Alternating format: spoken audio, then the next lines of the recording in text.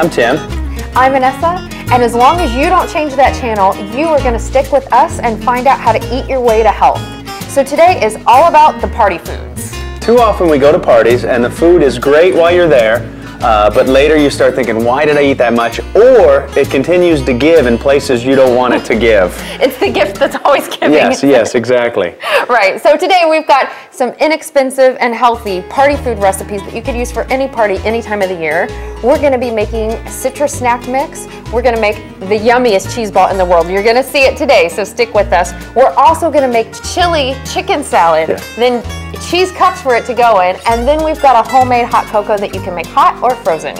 So hang with us here today, and let's get cooking.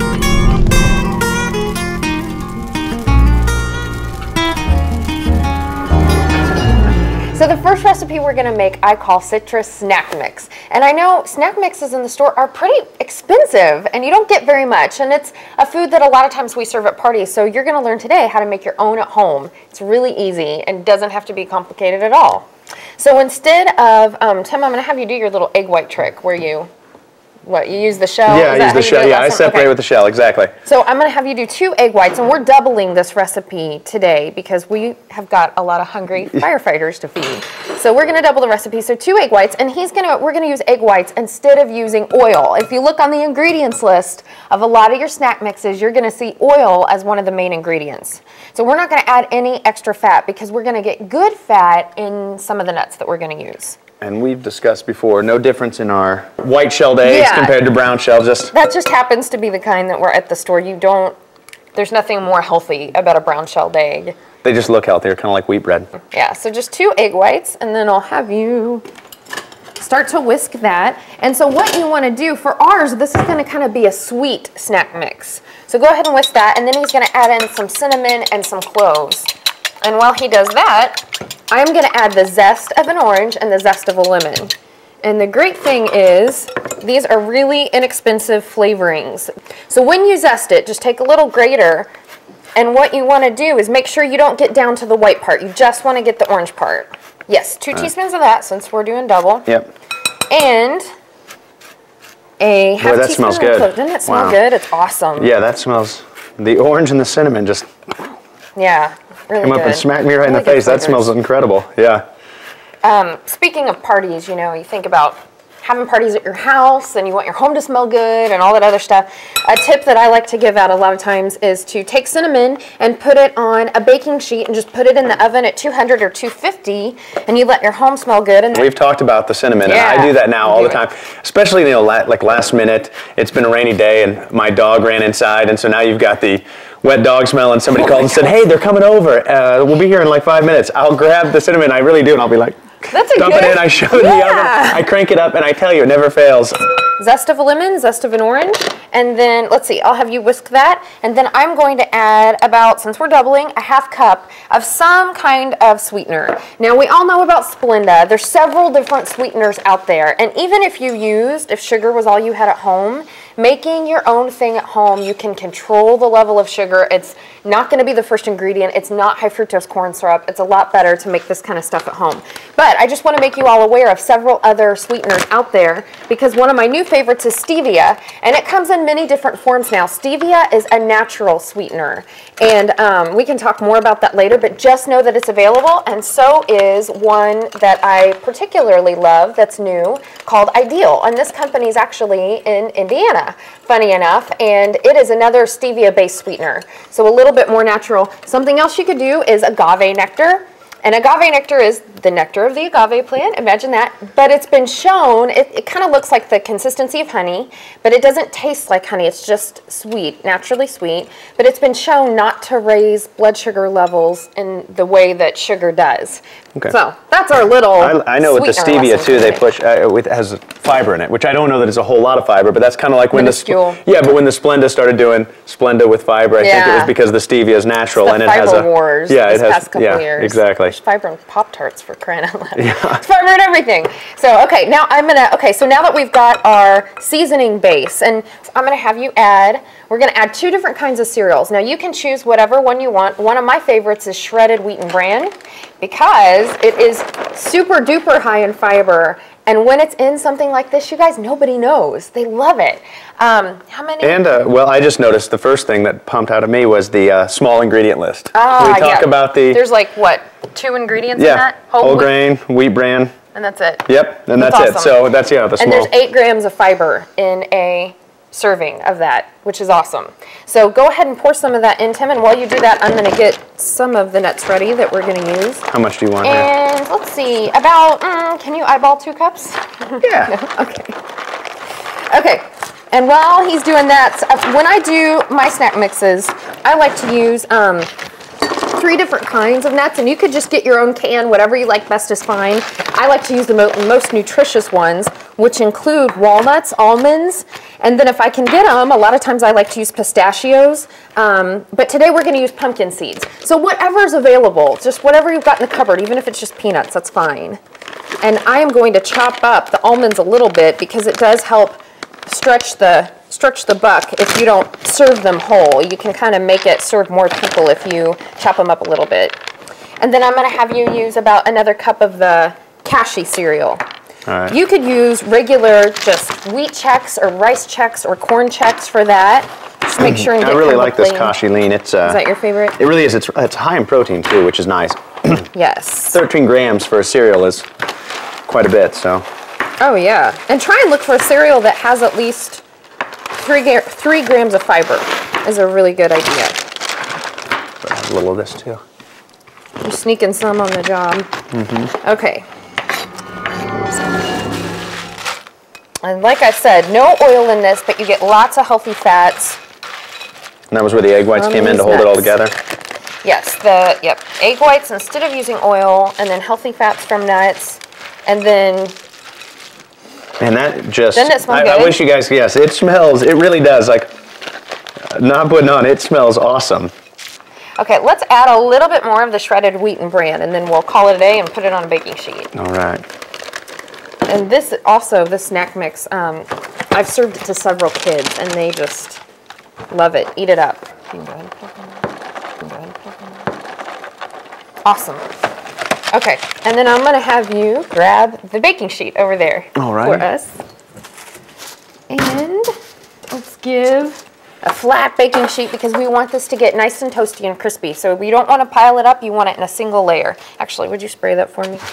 And then we'll just pour this out. Perfect.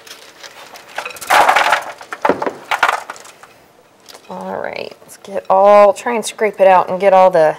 I think all the stuff we've cooked, this may be my favorite smelling. Oh, are you serious? I am, yeah, I can't wait to eat this because of... How good it smells? Yeah, I think, if anything, your kids are going to be so excited. To me, this is something like, that makes me already think when I was a kid, something my mom would make because it just smells awesome. Yeah, awesome, cool. All right, into the oven at 300. It depends on exactly how much you've made, but 20 to 25 minutes. So check it and then you can kind of toss it in the middle. So, all right, well, let's get in there.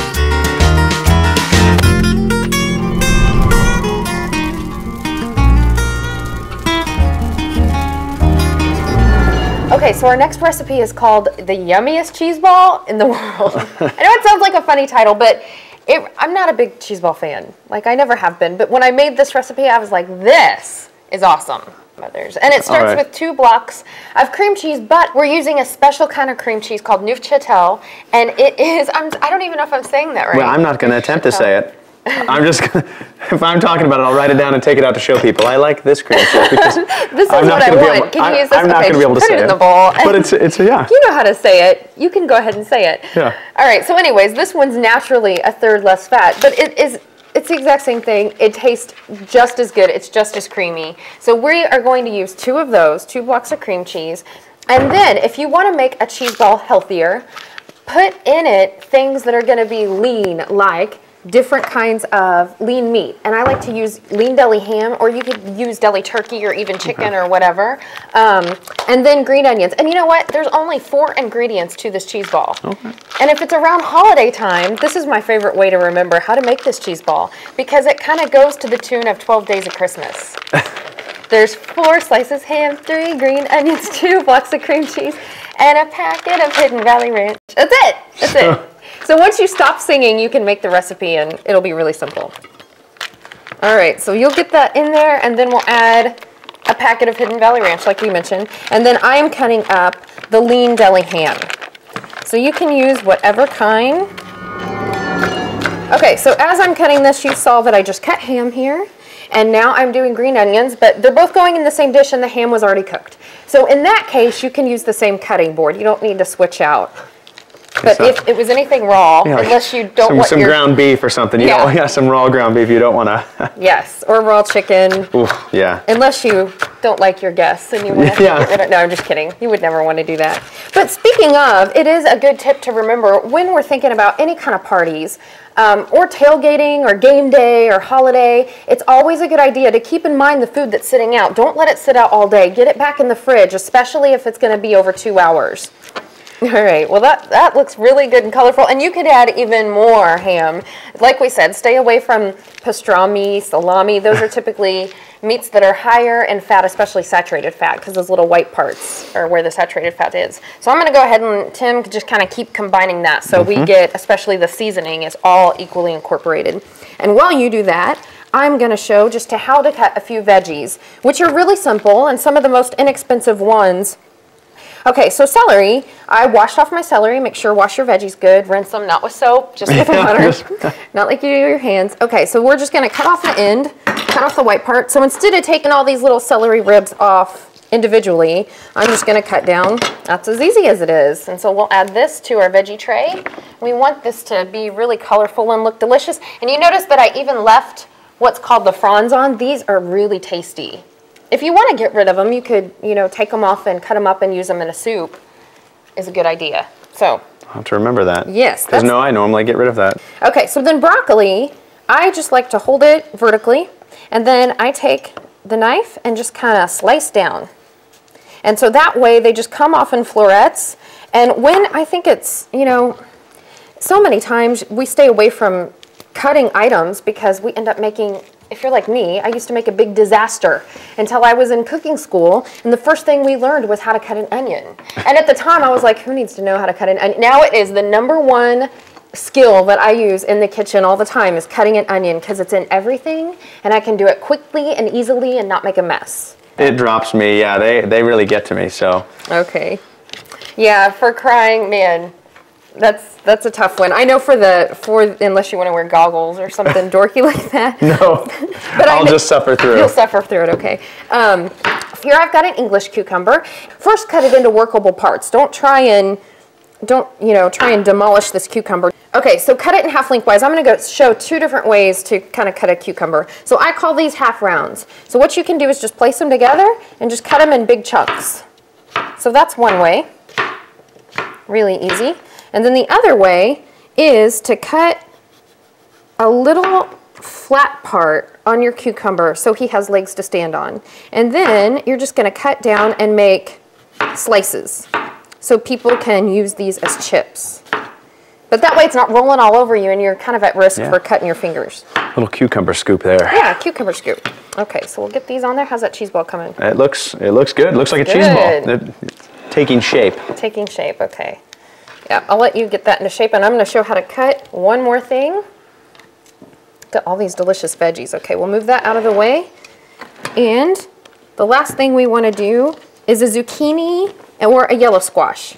And what you want to do with these, same idea, only we're going to cut these into sticks. We kind of left our cucumber in sheets. So once again, cut it in half. And then I stand this little guy up and cut him down vertically, because we want almost like sticks, like fry shapes. Now, if we were putting this in a stew or a soup, you could go ahead and cut it into cubes. So after your sticks, you just do that, and there you got cubes. That's as easy as it is.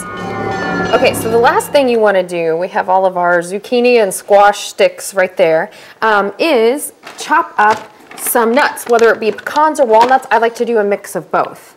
And put them in a flat bowl or plate, because we're going to roll the cheese ball around in there before we put it out to serve it. Something that I like to do with nuts is toast them. Do you do that before you guys use them in recipes? I haven't. That brings out a delicious, It's amazing how, you know, cooking foods differently brings out a whole different flavor. Just make sure and watch them, but all you've got to do is put them on a baking sheet, you know, kind of like we talked about the cinnamon, put them in the oven, but they only take like 10 minutes. And they, like we said, they have a bunch of healthy oils in them. So but I do it in the oven, that way you don't have to babysit them. You could do it stovetop. But oh, it does. It brings out a totally new flavor that you're gonna love. Okay, so I've got walnuts here. I already chopped up our pecans, and you want to chop them up pretty fine. So when you're chopping nuts, I like to hold one end of the blade down and then just continue to scoop them up and chop away. If you had a food processor, I guess you could do it that way too. As a kid. All right. Okay, so once your cheese ball has taken shape, it's a good idea to kind of refrigerate it for about 30 minutes so it stays together, but this is TV, so we're not gonna do that. Yeah. I'm gonna have you place it in there with your clean hands. Okay, so now just take the nuts and try and just kind of form them on the cheese ball. You guys have done this before, you know what you're doing. And it is messy, but this is where it's good to get kiddos involved. Yeah, just make sure they have clean hands. So just carefully take your cheese ball and let's put it on this plate, and then we're going to decorate it with some vegetables all around. Now, if you do happen to toast those walnuts and pecans, make sure that they are completely cooled before you roll your cheese ball in them, because you don't want it to melt. So just be careful of that. Yeah, take some of those other colored ones and yeah, I thought we'd throw some color in here. One of my other secret tricks is to do all the like raw vegetables before the meal, because nobody's hungry for baby carrots at the end of dinner. You know what I mean? Exactly, yeah. Okay, cool. We're gonna wait and try this cheese ball until the end. Is that cool with you? All right, it's cool with me. Okay, all right. Let's get on to our chili chicken salad, so stick around.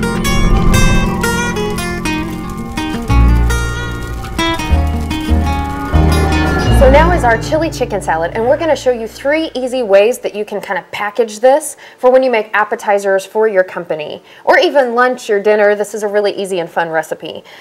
So to start off, you could use 4 chicken breasts and cook those up and shred them, or however you want. Or what I like to do sometimes, if I'm in a time bind or you're making a bunch of stuff for your company and you want it to be fast and easy, is just pick up a rotisserie chicken. And it's amazing how much chicken you can get off these things, and you can find them about anywhere, right? In most grocery stores, we use them, I swear, about once a week. I think Teresa and I will eat one of these for dinner, because they're so handy, they're quick, they're easy, they're pretty healthy. Yeah. And they're actually really healthy. And they're actually seasoned, they're really good. They have a good taste. They're delicious. So while he is doing that, we are going to get started on the chicken salad itself. And it's going to start off with a little bit of mayonnaise, and I recommend using light mayonnaise because it doesn't taste any different at all. Nobody's going to know. It's just higher in water content, actually, and lower in fat. And then I'm going to reach over you and grab a lime.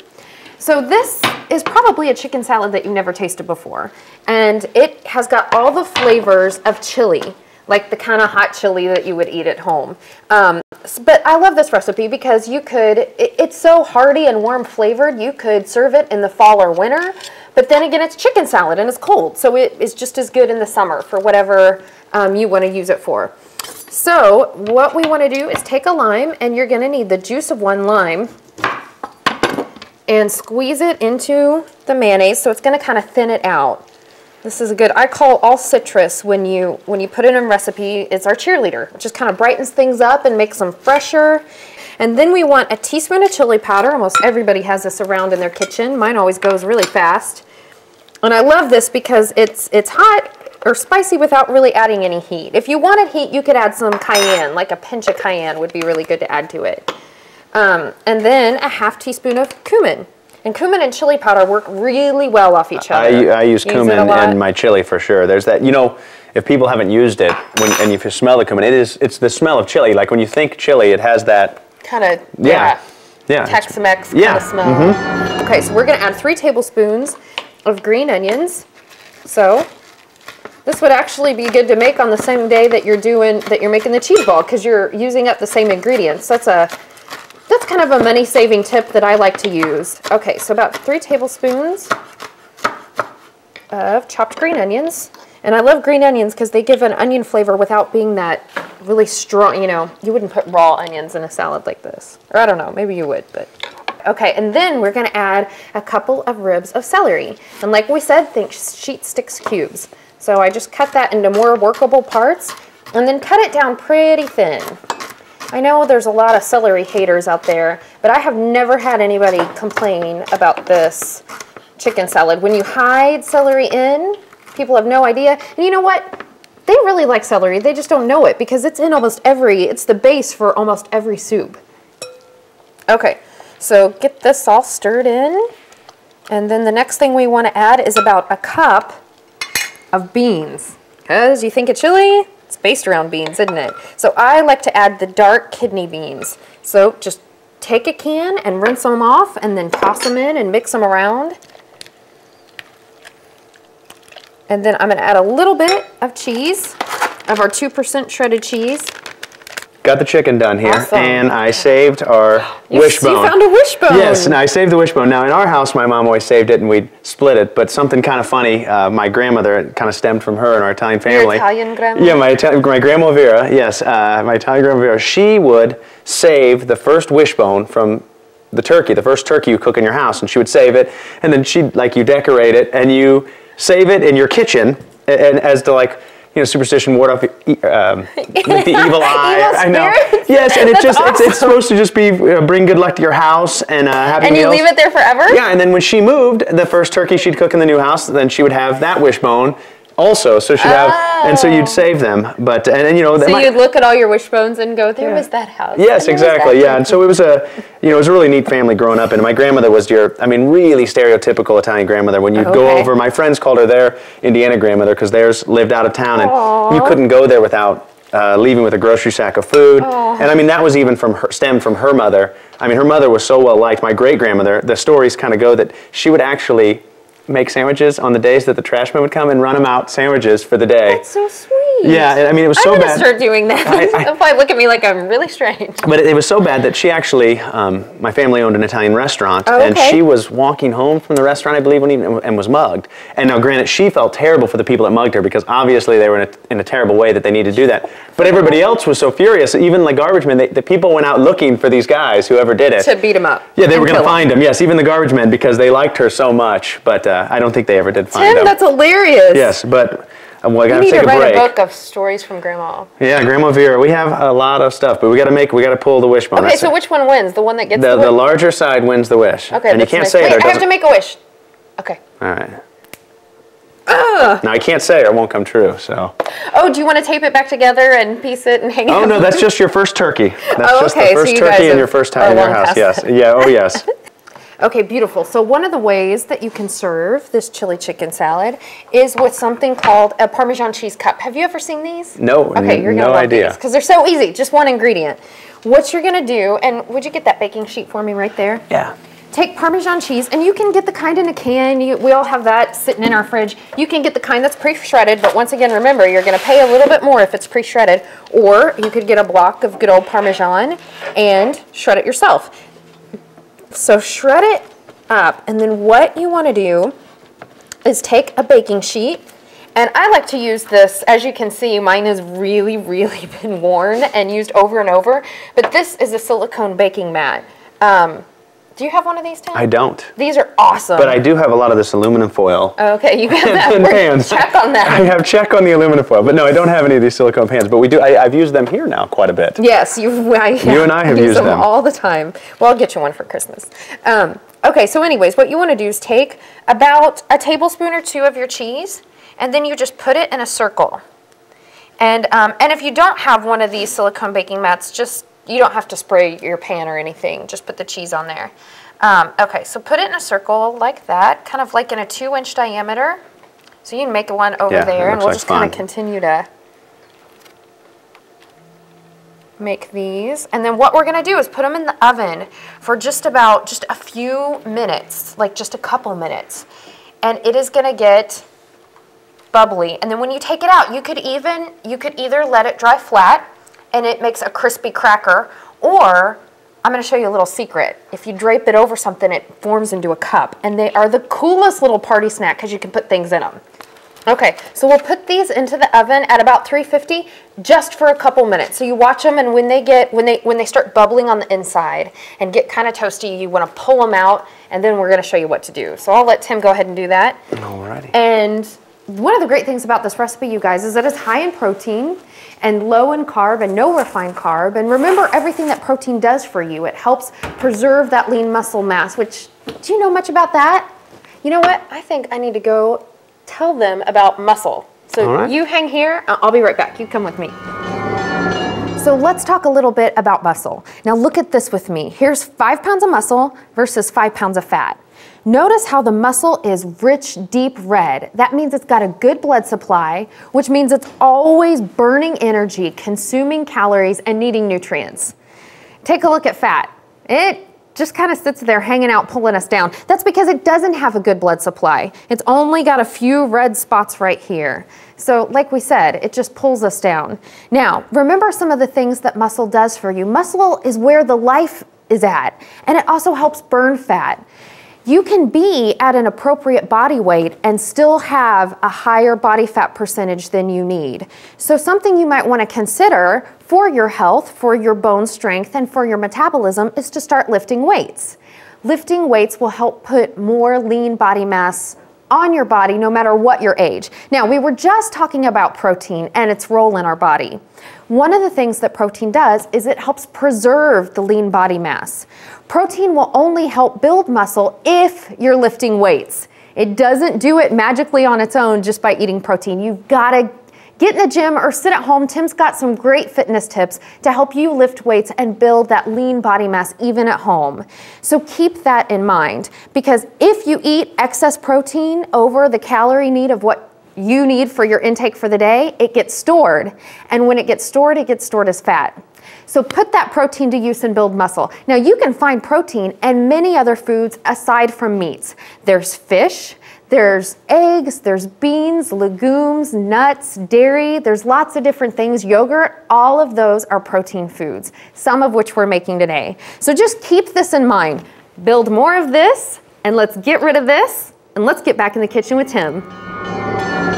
All right, guys, a great alternative you can use instead of the rotisserie chicken that we used or just chicken breast is canned chicken or canned tuna. I use them a lot. They're, especially at the firehouse, they store for a long time. They're inexpensive, and they're a great alternative. Now, make sure you use in water. You don't want to use the stored in oil. But even in the oil and water, I know a lot of people out there that have to maybe watch their sodium levels.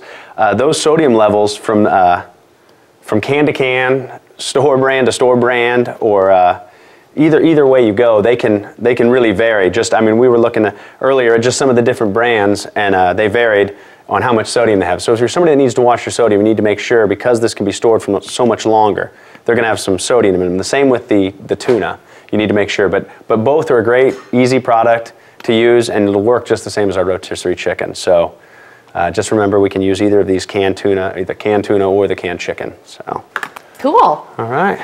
Thanks for that tip. Yes, no problem. Okay, so a couple of different ways that we can serve this chili chicken salad. Why don't you get that brown mat for me? Let's put it on there. Sometimes when you're doing things for a party, it's all about those little details that really make a difference. So one of the ways I like to serve this, other than the cheese cups that we're going to show you, is taking. This is called, it's got a couple different names. It's called Boston lettuce, it's called Bib lettuce, I think it's also called butter lettuce. And I call it Cabbage Patch Kid lettuce because it reminds me, remember, I was a child of the 80s and I remember seeing this all the time. So what you want to do, this stuff comes off in like the perfect little cups. So just wash it good, and then I like to take a little cookie or muffin scoop. Do you guys have one of these at home? I've got an ice cream scooper. So much. Use them for so many things. So then take just a little bit, scoop it off in there. And this kind of a thing, like doing a chicken salad, especially served in something like that, when we're talking about all different kinds of parties, not like Tim would be there, but you think about showers, like baby showers or bridal showers or little girl tea parties. Having two girls and 3 nieces, I'm sure I have several little girl tea parties in my future. You have several. And along with showers way down the road. Yes. You do, yeah, and weddings. And weddings. You're going to be paying for them, aren't you? Yeah, that's all right. Now let's check on our cheese. Yeah, let's check on that. Cool, so those are kind of brown around the edges, and then you want to let them cool for just a minute or a couple minutes. Okay, so then you want to carefully peel them off, and then here comes the cup part. Place them over like a little container of spice or a little teeny tiny bowl, and then they're going to kind of dry that way, and they form a little bitty cup. Isn't that cool? And does it have to be a little teeny tiny? It does have to be a little teeny tiny? It has to be teeny tiny. Or tiny. can it just be teeny or just tiny? Okay, it has to be both. If it's teeny or just tiny, it doesn't work. Okay, it has to be a teeny tiny. Okay, I wanted to make sure. I wanted to clarify that for everybody. It's a teeny tiny bowl, not just a teeny one or a tiny. These things are important, aren't they? Okay, so again, be very, very careful, and then just drape. So yeah, these look cool. This is frico in Italian. Go look it up. I will. I'm telling you something about your heritage you didn't know. Oh, yes. All right, so anyways, let's do the next one. And so they'll just kind of dry this way. And like I mentioned, if we let them dry flat, they would make a cracker, and you could put a number of different ingredients on it, make a nice little appetizer. I wanted to do one. They looked like fun. Don't they look fun? Yeah, they did look fun. Now see, again, once this is cool enough so your kids wouldn't burn their hands, you could help them take it off, but it would be a fun thing to do with the kids. Definitely. Okay, and I will make these sometimes even in the cup shape and use them as toppers for soup. Like they're just a fun thing to throw on a bowl of homemade soup, and yeah. Oh, that's cool. Yeah, cool. So we'll let these dry, and then I'll show you how you flip them over, and then you put the chicken salad in them. All right, sounds good. I am. I think they were great fun. These are, yeah. Okay, so these are now dry. They just take a couple minutes. Ta-da! Isn't that cool? Yeah, these are sweet. So once again, take your chicken salad, just a little scoop of it, especially if it's for an appetizer, and put it in there. Or if you wanted to do a light spring mix salad, just in a light vinaigrette and throw it in there, and it's just salad, but people will think that it's really, really awesome. Here's another thing you can do. Take a chive, which is just like a teeny tiny little onion sprig, and then put it over there so it makes them look even more exquisite. That's right. Okay. So I'm going to let you do that, Tim, while I show one last way you can serve these, because these are one of my favorite quick and easy appetizer party items. And they are Athens mini phyllo shells. And so all they are, and they're pretty healthy too, they're just 15 calories for 1 cup, and they're light and airy and crunchy. So what you can do, let me steal that from you for just a second, is take a little scoop of your chicken salad, just a little bitty scoop, and it's nice because it kind of stretches. When you make appetizer size things, it stretches out the dollar amount. Isn't that cute?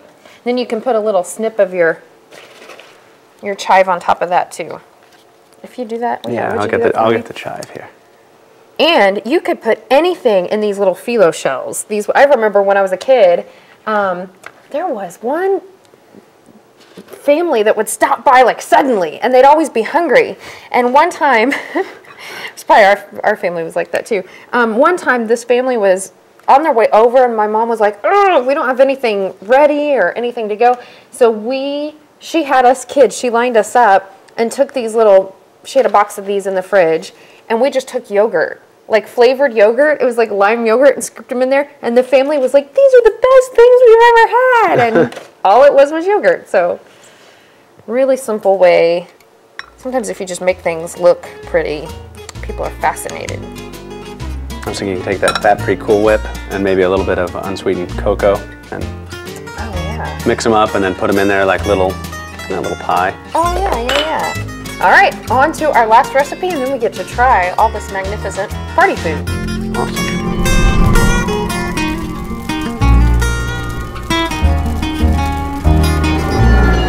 Our final recipe is a homemade hot cocoa. I call it creamy dreamy hot cocoa. That's because it's my recipe and I get to call it what I want. So I love this recipe because it's just a few ingredients and it is so easy to make. And typically, like everything else, when we buy things that are prepackaged at the store, it's going to cost more. You can make it home and it makes a ton.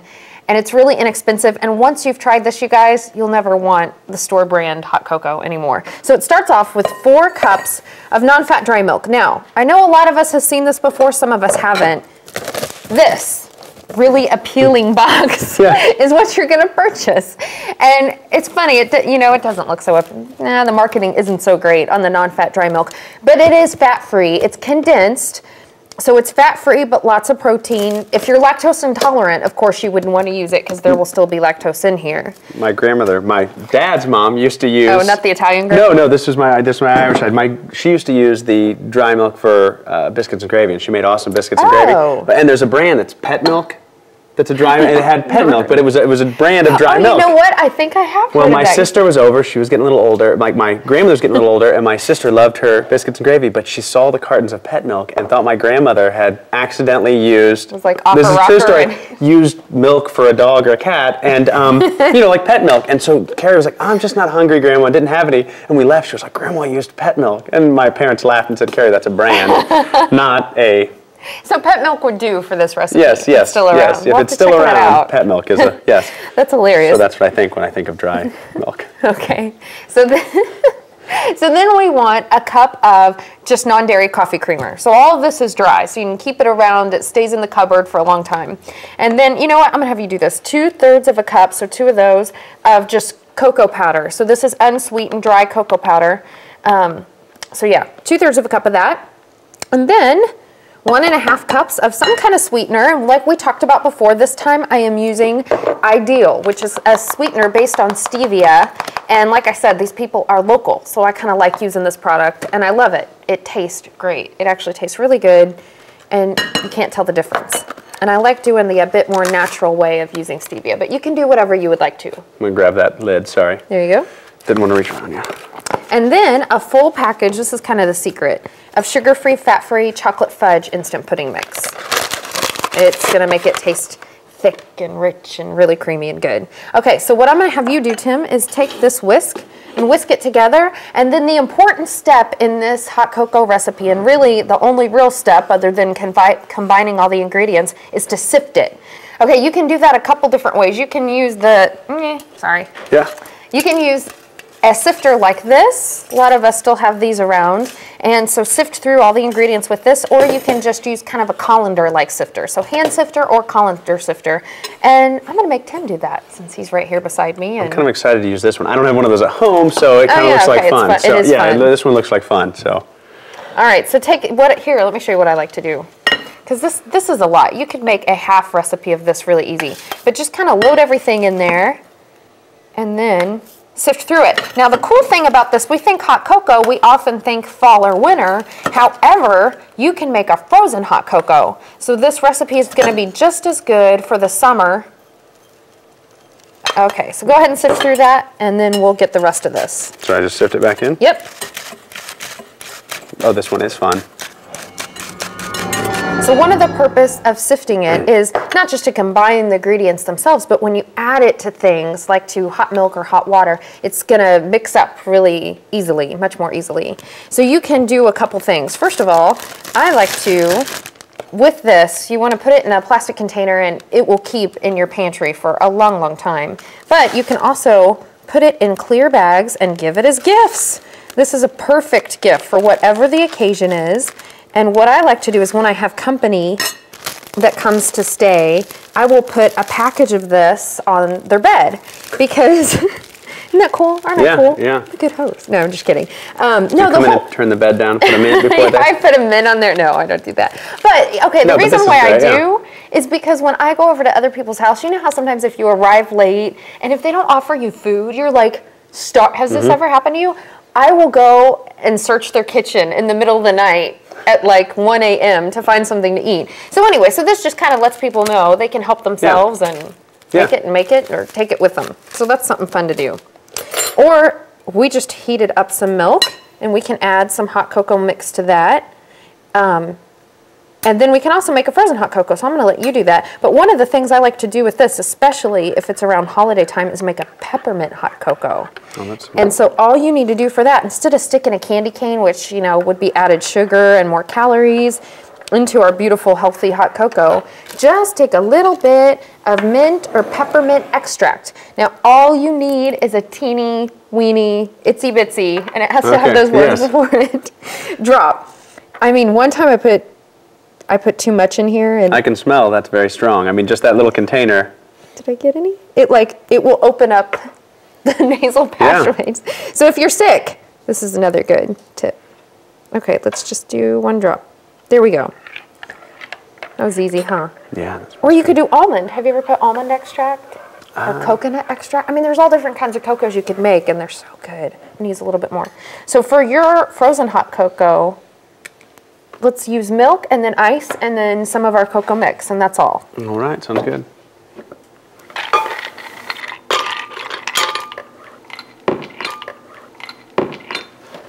Yeah, looks good to me. Good on the ice there.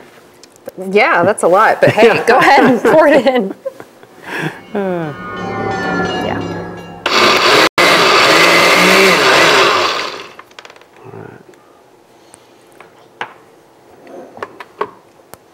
Oh, that looks good.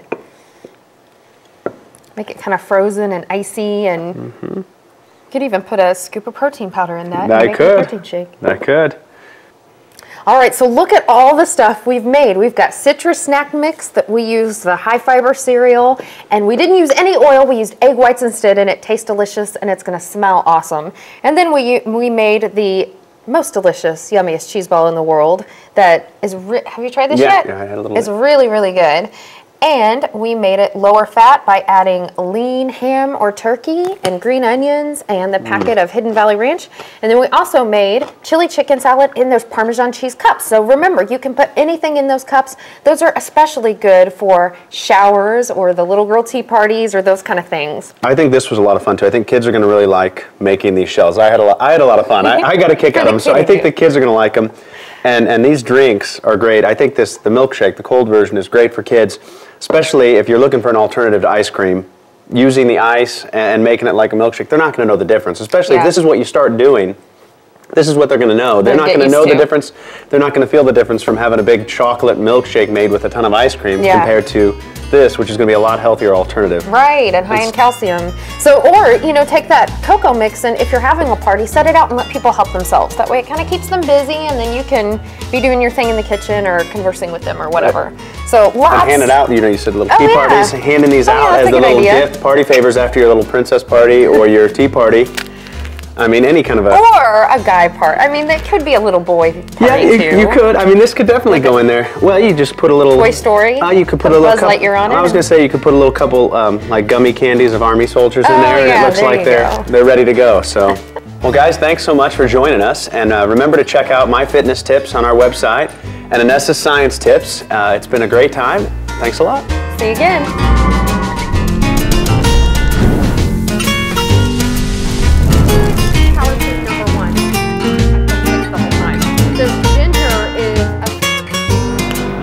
Our berries and our peaches should be ripe.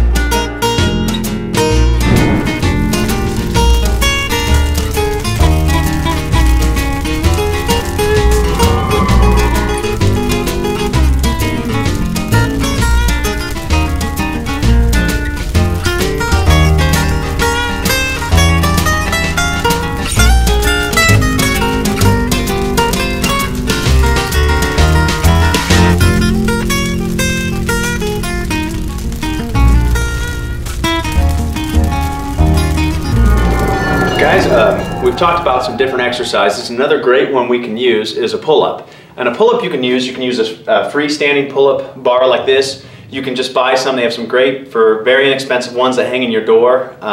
Even if you just have a beam in the basement maybe, or in your garage that you can do pull-ups on, they're a great way to build muscle, especially throughout your whole upper body. Your back, your shoulders, arms, and pull-ups are many different variations. We're going to start out with it, and also you may be saying, I can't do a pull-up, and I'll show you a great way to get exercise and to help build the strength for a pull-up. I'm going to just show you your basic pull-up, and you can go varying distances with width, but your basic pull-up is going to be extended all the way, and as you pull up, you're going to squeeze at the top, squeezing with your lat, back down. That's your basic pull-up. Now some other ways you can do that is a little bit closer grip, and you're going to hit the muscles in a different area. So just closing the grip, even bringing it closer, just hits in different areas. And the other way is a chin-up, which is very similar to a pull-up, hands facing you. And you're going to focus a little more of your strength on your bicep and a little bit different areas, like I said, in your back. So similar motion, extend, squeeze, extend, squeeze. Now, For those people at home that maybe are thinking, well, I can't do a pull-up, a couple of different ways you can do to build that strength is literally start on the ground, pull yourself to a 90 and hold for as long as you can. Hold for as long as you can, and then let yourself down. And then jump back up and hold for as long as you can. And eventually you'll start being able to do the pull-up. Another way, if you can't do it, is a jumping pull-up. Literally, I'm gonna jump and let the momentum of my jump pull me up. And that way, you're gonna start building the muscle to do it. Plus, as you can hear, I'm starting to get out of breath. You can do several of those jumping pull-ups. And it's gonna get your heart rate up too. So that's a great way to do a pull-up if you're not able to at first, and you'll be able to build into doing pull-ups. So we'll see you next time.